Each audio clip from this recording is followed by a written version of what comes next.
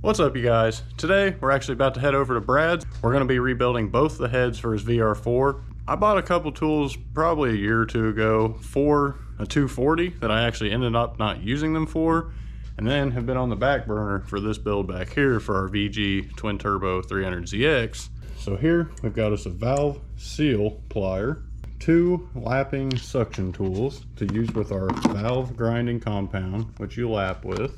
Probably most important over here, we've got us a valve spring compressor.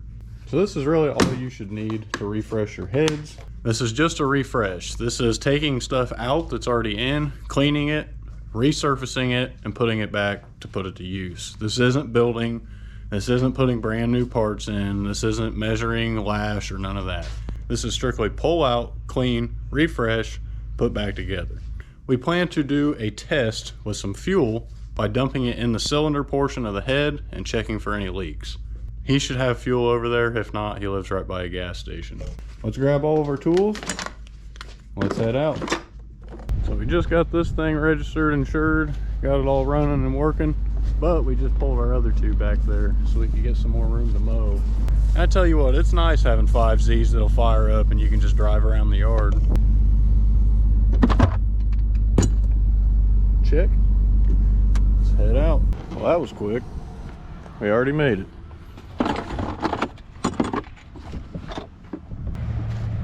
Oh, dead mouse. Now, where's what we're working on today? We're looking for a head. Oh, there we go. Let's start with the cast one. These heads are extremely light. We're only doing one head at a time, so we're just going to use this one box. We're going to use it so we can poke valves and stuff through it so we can keep everything in order and make sure we don't mix anything up and it all stays true to its right cylinder. I'm going to pull all these off. I can't wait to rebuild a Z head. I got the valve spring compressor tool. I think it'll be pretty fun to do. And we'll rearrange it accordingly once we, pull more stuff off. I think we're going to pull the crank angle sensor off. It's held on by two 12mm bolts right here and here. That'll just give us a little bit more room so we can flip it around and over as needed. I'm not even gonna lie, I kind of goofed. I didn't bring a magnet. It'll significantly help with catching your keepers. So I'm gonna see if I can mount this thing here and here, and if potentially I can use these other adjustments to hit each side, because this handle is angled. Before we tighten on the second one, we're just gonna run the bar through so we can kind of align it. I mean, yeah, you can go either way, but you can help yourself a little bit by visually straightening it. Don't worry, we're not going hard. We just do it till it slowly stops. So this is just like our bar for leverage. Now we got our tool hooked up where we get access to where we're after. You see there's little slots on here and pins you can place your valve spring compressor. And while holding the head down at the same time, because you're prying down, we're just going to compress the valve. If you're working in wood, don't be like me. Dang it. Here's our first valve. We didn't show you guys yet because we got to get the swing of things. We're going to go ahead and do like the first four, or at least the first half of the head, and then we'll come back to show you guys once we get a rhythm down.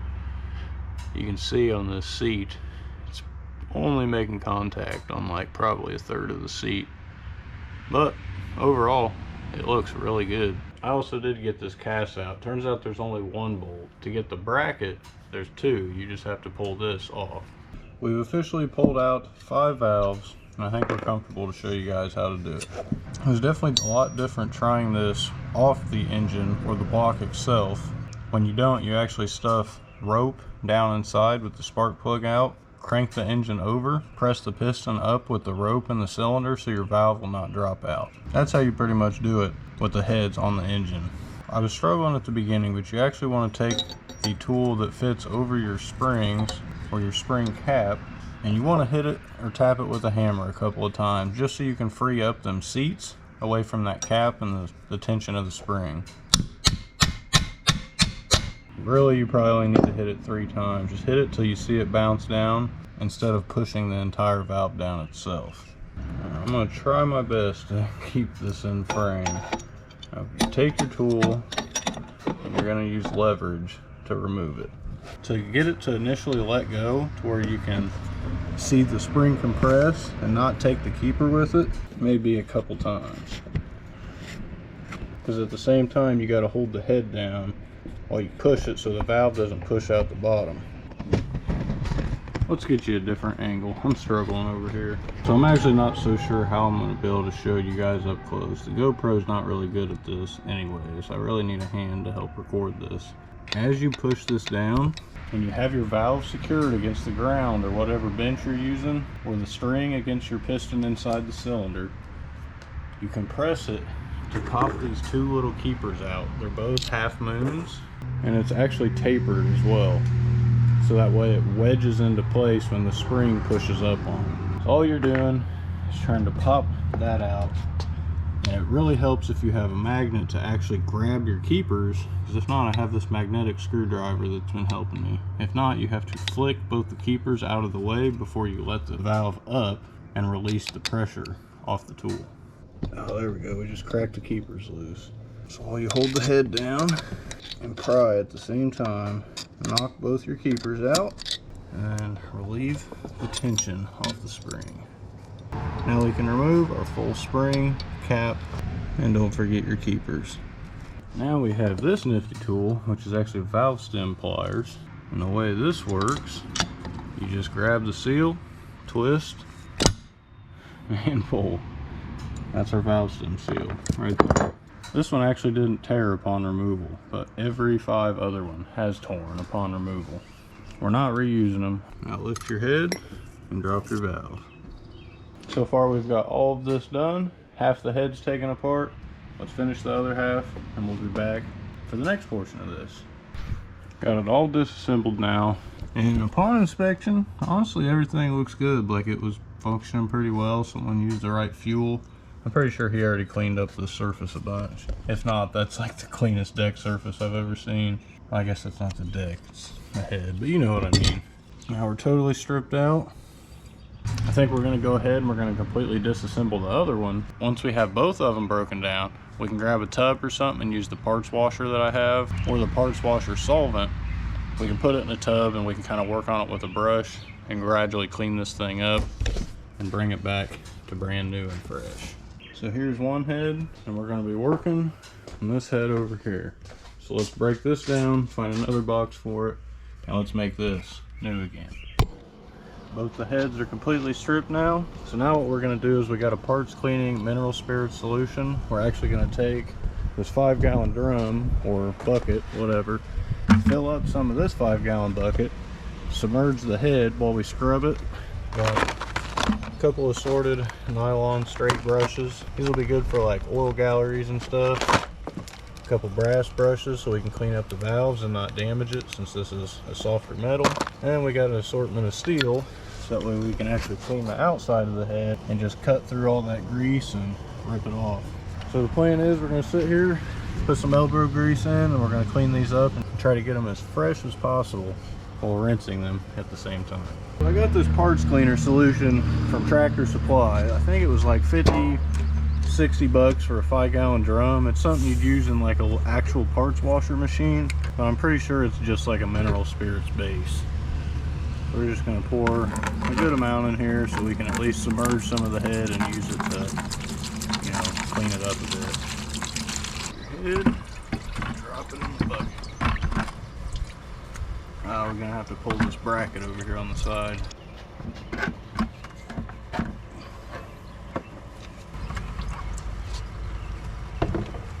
Switching over to this cooler so we have a little bit more room to work around, because if not, it's in that bucket, you virtually can't get your hand in it. So here we're going to use a nylon brush to clean the inside of the head so we can try to get all that oil stain off. You just take a quick look right there, that little brown spot.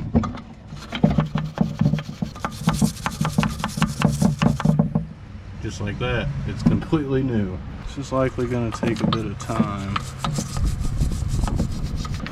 I also think we're going to clean up one full head, get it all assembled, get it lapped and all, and then we'll have a good before and after representation of both of them.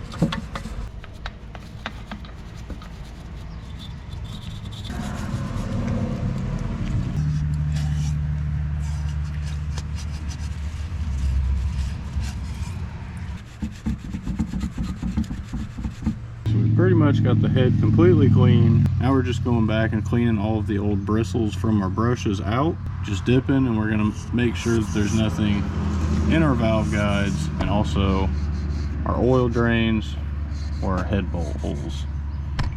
Because then we're gonna lay it out here and we're gonna spray it down with brake cleaner just to get the last coat of everything off. Like they're literally brand new now. But we're just trying to pretty much rinse with this so we can eliminate any bristles, any grime, dirt, or debris that could be trapped in the head.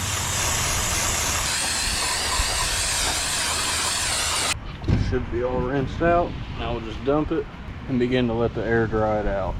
And then we'll have our first ready to assemble head. Well, I guess ready to grind our valve seats.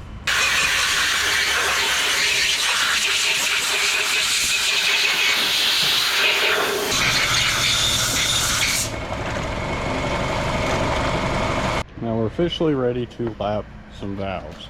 This is where you need your two tools and your valve lapping compound that I showed you at the beginning of the video. And we actually have already done these four, and these two. So we now have one intake and one exhaust valve to show you guys how to lap and to kind of give you guys the idea of how to do it yourself. Take your valve from your box where you got everything labeled out to where you know what goes where, and keep your valve to the correct valve guide. Now once you have your valve all cleaned up, take a little bit of valve grinding compound and just kind of rub it on the face of the valve. You should see kind of a light colored spot on the valve face or seat, so that way you can see about where it's making contact with the valve or the valve seat. Sorry if the shadow is making it tough for you guys to see. We always take the end or the stem of the valve and put it in some oil before we drop it in the valve seat. We work it in and out a little bit just to get that lubricated, and then drop your valve in. Now it's ready to lap. Now you take the correct size tool, whichever one you can get suction on your valve, and then you're basically just going to rotate it back and forth while gradually pulling out sometimes to reset the compound. Because you can notice if you do this, the sound changes, but as soon as you raise it up and lower it, it starts to grind and resurface that seat. So you want to bring it out every little bit just so you can reset that compound. Keep letting it grind. Keep letting it smooth that surface out, or that sealing surface. It's that simple. Just run it through your hands. So it's finished grinding this last one out, and then we'll show you guys what to do next. And now to test to make sure your lap was successful, pull each of your valves, clean your valve of all the grinding compound. I usually smear it once, wipe the oil off just to have a clean valve, and then I'll go back, and before I do my test, I'll spray some brake cleaner on this rag and get every residual bit off of this sealing surface. And you can actually see on the valve that nice shiny spot. That is what we have ground and is now going to contact against the valve seat in the head. You also want to clean your compound out and off of the valve seat. So let's go ahead and do this with all four valves, get them nice and squeaky clean, and then we'll show you guys the test.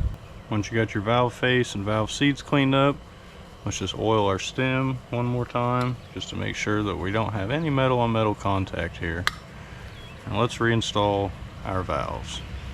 So basically what we're going to do here is a leak test so we can verify if our valves are sealing or if we need to lap them further to ensure that there's no leaks in the combustion chamber. That's basically the whole point of us doing this valve lapping. So once you get all your valves in, you can either take a spark plug and thread it through the other side like it's in the combustion chamber, or you can thread it this way and just do a couple turns so it at least seals right here.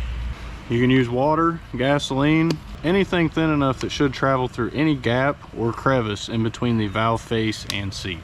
We're actually just going to use our parts washer fluid. Now the test is to fill up your combustion chamber. You want to fill up the full combustion chamber. Now, if you're into cars, you've probably seen these shorts on YouTube, TikTok, or whatever. Basically people lapping valves. Like right now, we actually do have a leak over here on our intake side. The exhaust side, however, is looking great. We're going to soak all this fluid up, and we're going to relap both of these valves until we can test and get a test that passes and does not leak fluid past the valves into your ports, into your intake or your exhaust port. I hope that made sense to you guys. Now when you do your lapping job right, you will have 0 drips coming out. So we've officially got this full head all lapped, sealing perfect. Now it's actually time to reassemble it. So we've currently got the first 4 all sealed up, and we've got our springs and retainers installed. First and foremost, we have our spring seat that we need to install. Basically just a washer below the spring. Now we need to grab our intake valve, since that is the side that we're working on. Get any residual off, brake clean it, and clean as necessary. Take your valve stem, coat it in a little bit of oil just to help installation. Now lift your head to where you can see in your valve guide to know about where to install your valve. Once you get it lined up, install your valve. I prefer to put a towel underneath your combustion chamber, so that way when the head sits down on the towel, it'll have the valve completely raised up. If not, it'll allow it to fall down about that much. Take your valve stem seal, so a little bit of oil, coat the inside where it goes down the valve stem itself, and a little bit on the inside to help seat it. Grab your valve stem seal plier tools and twist and install, and it'll just pop right on. That's all the farther you want to put it on. It probably goes on a 1/4 inch at most, maybe 1/8 of an inch. Now you want to grab that valve spring assembly with your keepers on the top, clean it up if it has any debris on it, just so we're not introducing anything else to the motor. Now take the bottom of this, dip it in some motor oil. Now you have a film of oil between your spring and your spring seat. Now is where it gets fun. Now while keeping your head forced to the ground so that way your valve does not push out, now place your valve spring compressor tool on top of your spring assembly while holding your head down and compressing your valve at the same time. Use your finger to stay on top of these keepers so they don't move out of place, and so that way they fall into place. Just like that. Now we relieve the pressure and it pushes them keepers up to the top of the valve stem. That was the easiest valve that we've installed so far. So that's how you install your valve. Your keeper will sit right there on that indented area. It'll slide in and it'll jam itself in between the top of the spring retainer. And that's honestly how your valve train system works on a non-hydraulic overhead cam setup. So what I've learned, put a towel across, and I use my foot to hold the thing down, because if not, it's nearly impossible. You're fighting with leverage of your forearms to hold it down with your knees, your elbow, and to pry at the same time. It's a headache, but it can definitely be done. Yeah, honestly, we're running out of sunlight. We've probably got 30 minutes left. There's no way that I'm really gonna get done. I mean, unless everything goes exactly how I want it. That last one that I showed you went perfect. I'm so happy it worked when I showed you guys, because I had the angle of the tool off so it kept jamming my keepers in the side behind the spring. It took me a lot of trial and error to figure out how to get it straight on. And you want your tool to go on as straight as possible. If you have anything holding it from the side, it'll cause it to push from an angle. Then you'll jam both your keepers, at least one of them, and you'll have another one stuck, and it just becomes a whole ordeal. We did at least remember to bring the magnet today. That helped things out tremendously. If you guys are looking forward to more VR4 3000 GT content, stay tuned, because we come over here to Brad's about every week and we help him wrench and take care, and we're trying to rebuild his full VR4. Right here we have the bottom end that we've previously messed with.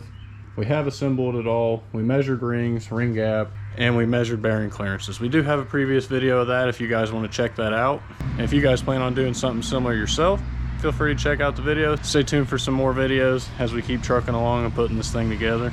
And for all my Z guys out there, don't worry, I'm gonna make one for our heads too. I can't wait. Especially, this is pretty much my first full refresh. I have done valve stem seals and that stuff before on a KADE head. That was enough to know. I've seen enough videos, honestly. Sounds corny, but some of us YouTube mechanics can really figure it out. Thank you to YouTube. Well, I think we're gonna wrap it up here, you guys. Hope you guys liked the video. Don't forget to drop a like and subscribe down below. Stay tuned for more content, and we will catch you guys then. Peace.